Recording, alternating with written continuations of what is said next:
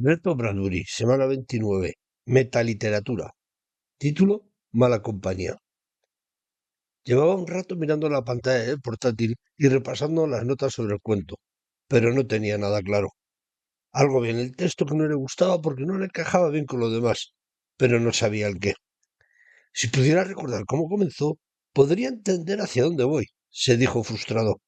Rellenó el último capítulo por enésima vez y descubrió un patrón de cambio no forzado. ¿Cómo había surgido ese leve giro en el camino? Por un momento, le pareció que los personajes habían decidido por ellos mismos. Imposible, pensó restregándose los ojos con las palmas en las manos. Es mi historia, no la suya. Regresó al inicio del relato para repasar, de manera minuciosa, cuándo se había originado el cambio e intentar corregirlo. No lo cambies. Aquella voz le sorprendió. Déjanos crecer dentro de la historia a nuestro ritmo y te sorprenderás. Al final me he vuelto loco, se desesperó. Levantándose, decidió que ese día ya no escribiría ni una palabra más. Había rondado las 4000, un promedio bajo para lo que era su producción habitual, pero necesitaba un descanso y alejarse de esa historia un tiempo. Les pasó el filtro corrector a las páginas del día y les guardó en su carpeta correspondiente. Luego, en una decisión que le pellizcó el alma, apagó el ordenador.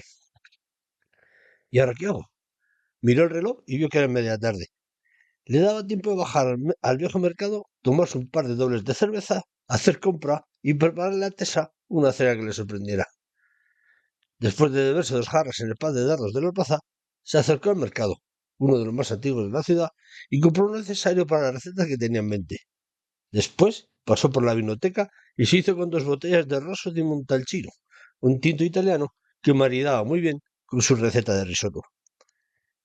Cuando su esposa llegó a casa, lo primero que percibió fue la música y el delicioso olor proveniente de la cocina.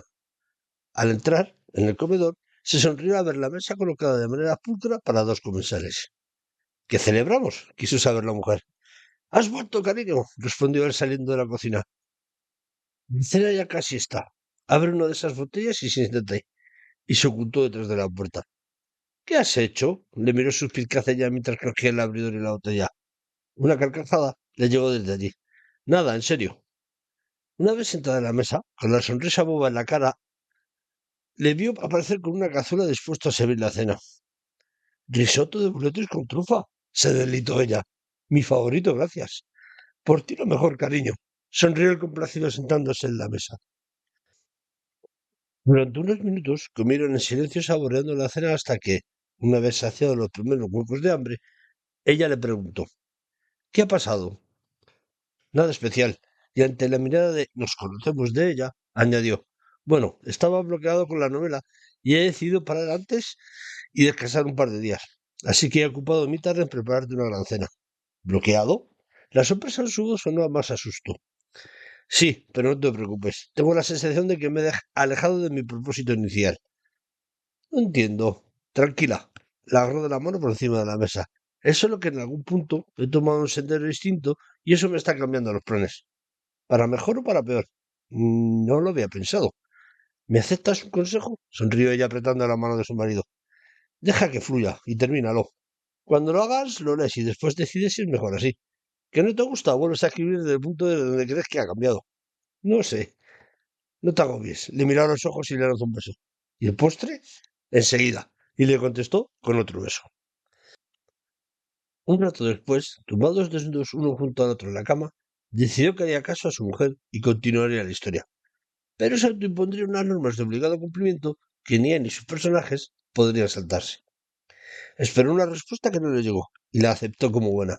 Le dio a Tessa un beso en la frente y apagó la luz para dormir.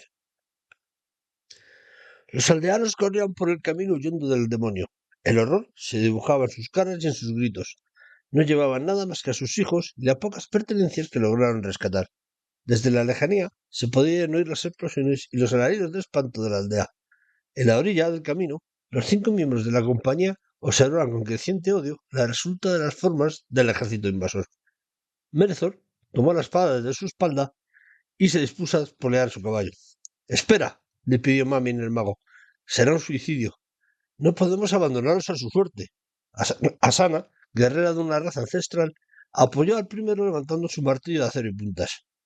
Pero es una sección entera, se explicó el mago. Al menos habrá 100 soldados allí. ¿Cuándo te ha entrado el miedo, anciano? Le reprochó Jano, que acarició el filo de su enorme hacha. No seáis insensatos, le recriminó. No podéis entrar de frente, hay que trazar un plan. Eso me gusta más, reconoció desde su caballo enmerecer. Expon uno. Hubo un silencio roto por el ruido de la caravana de supervivientes que huía para salvar sus vidas. Subiré a la colina, habló Leiren, un elfo amigo de enanos como Jano. Desde allí avistaré cómo está la cosa. Mientras tanto, avanzar por el camino por si os da alguien alguna información. Espera, espera. La voz de Merezor habló en su cabeza. ¿Cómo vamos a avanzar por el camino en dirección contraria? Después de 4 días, escribiendo desde la cena contesa, el nuevo status quo del proyecto estaba tomando fuerza. Merezor, el personaje principal, era el que más hablaba y se quejaba. Los otros debatían y se molestaban menos. Durante algunos momentos llegó a pensar que se estaba volviendo majareta, que en su cabeza estaba a punto de producirse una fusión y se quedaría vegetal. Pero el texto avanzó muy bien, unas veces accediendo a los cambios y otras transigiendo menos. Pero le encantaba el producto que estaba logrando. ¿Por qué no pueden avanzar por el camino?, preguntó. Porque es una muchedumbre que huye desfavorida, respondió seguro el merezor. Primero nos van a ignorar y segundo nos arrollarán obligándonos a apartarnos. La gente que huye cegada por el miedo y el horror no tiene tiempo para que alguien les haga preguntas. Cierto, reconoció. Entonces, ¿cómo conseguís información para llegar a la aldea? Hubo unos segundos de silencio hasta que la voz de Mami, el mago, dio su opinión. Podemos marchar por la linde de los campos dejándonos ver, y seguro que alguien nos reconoce y nos cuenta lo que sucede. Un poco vago, dijo él rascándose la cabeza. Vale, lo tengo. Leires subirá a la colina y vosotros correréis campo a través guiándoos por las columnas de humo. Puede o no que alguien os intercepte y os cuente algo. Eso lo vemos sobre la marcha. Una vez lleguéis al límite del poblado, Leires lanzará una flecha a vuestra posición y os separáis.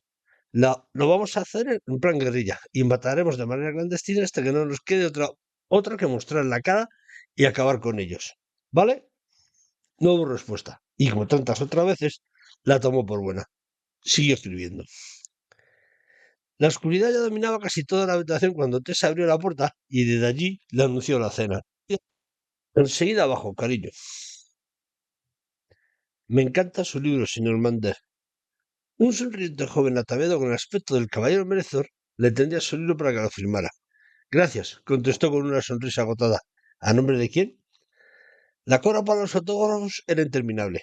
Llevaba cerca de 2 horas firmando libros y esta no parecía terminarse nunca.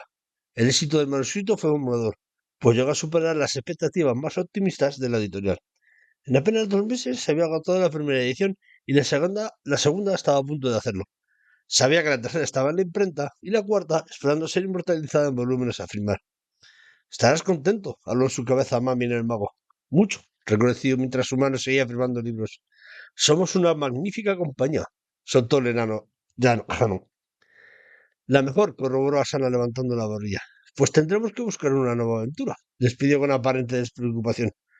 Hubo un silencio roto tan solo por el hilo musical de la librería y el eterno murmullo de la gente de la fila. Levantó la mirada y contempló sentados al final de la sala a su mujer junto a su editor. Sonreían y hablaban entre sí. No parecía nada importante. De acuerdo, aceptó merecer en nombre de todos. Viviremos una segunda andanza. Vale. La mano empezó a dolerle de tanto firmar. Pero dame unos días para estar con mi esposa y descansar. Creo que piensa que me he vuelto loco. Una carcajada múltiple se reprodujo en su cabeza y le sacó una sonrisa espontánea que pilló desprevenida a la muchacha que le tendía su volumen para ser firmado. ¿Crees que estará bien?, le preguntó Tessa al editor de su marido. Su cabeza no recuerdo cómo lo llamó el doctor, pero sonaba dividido. Tranquila, le contó este sujetando la mano de ella. Tu marido ansía escribir y para que ello se produzca necesita de esas voces. El doctor Admundsen es una eminencia en casos de este tipo y estará atendido por los mejores. Me siento una traidora, se incomodó ella, como si todo lo hiciera por el dinero y no por su felicidad. Querida Tessa, la voz condescendiente del hombre no le gustó. Tu marido ha creado una mina de oro, ese nuevo Tolkien.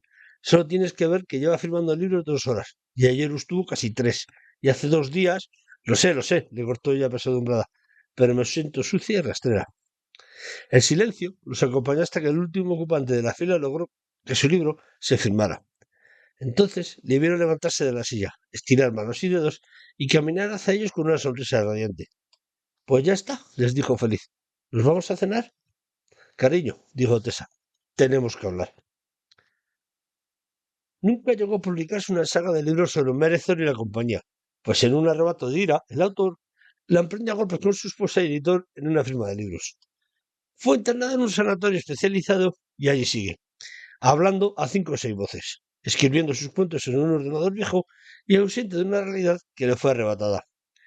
Su esposa le visita a diario a la hora de comer. No quiso dejarlo solo y a pesar de las personas que le pedían que se divorciara, ella se sentía culpable por pedirle que siguiera escribiendo el cuento. Su agente cortó toda relación profesional y profesional, no sin antes de haber dejado todo claro y arreglado, pues con el dinero de la primera novela podían mantenerse de manera sobrada los dos.